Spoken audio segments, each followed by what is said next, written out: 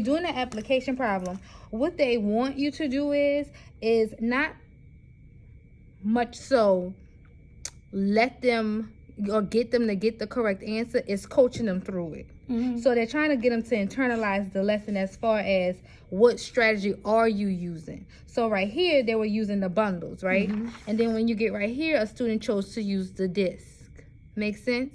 Because then what's going to happen is when they get to things like this on a board where they're using that arrow method, they can be able to say, after they've distinguished these patterns, because right here, that whole lesson 21 is all about using patterns to figure out what's the next number. It's all about benchmarking. They want you to find that benchmark.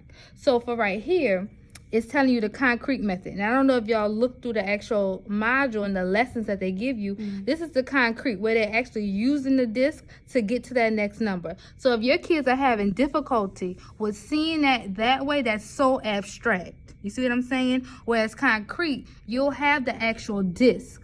And you can show them. If my child is, they don't understand how to count by ones, right? They have to really understand, physically understand. Let me get a piece of paper. I'm gonna write on the back of this.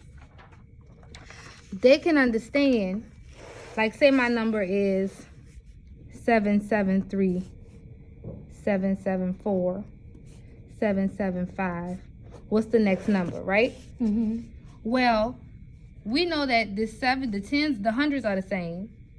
The tens are the same, but the ones aren't. So what disc am I going to use?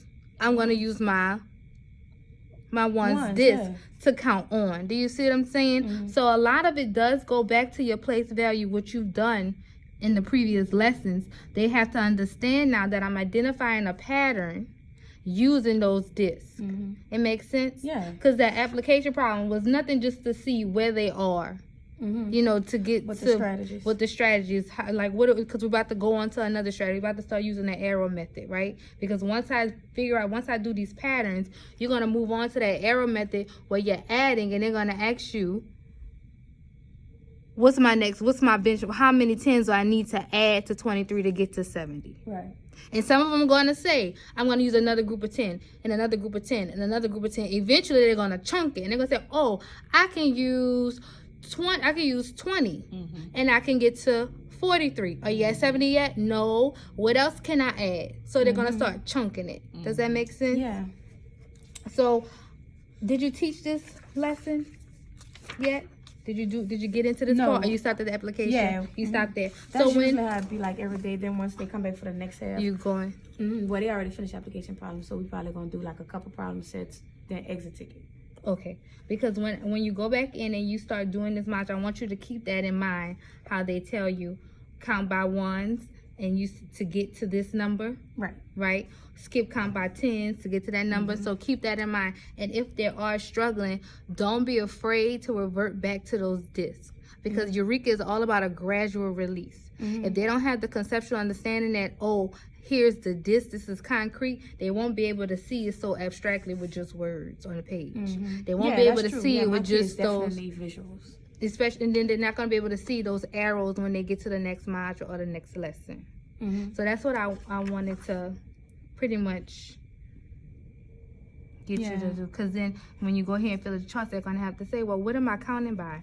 Oh, the tens are the same, but what's changing? My ones. Okay, well, you know, that was 1. Get them to see. What was before this number, you know? And then 7, so 1, 2, 3, 4, 5, 6. But they had to understand what was changing. My ones. What was staying the same? The 7. So keep that. So basically, I can really put, here's my ones, right? Fill in the ones first. What comes before 2? 1. Remember, I'm in the ones place. What comes after 3? 4. I'm in the. Yes.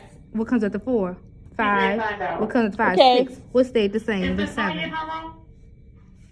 Does that make sense? Yeah, that makes I don't know. They're in I'm just trying to give you different, because I know they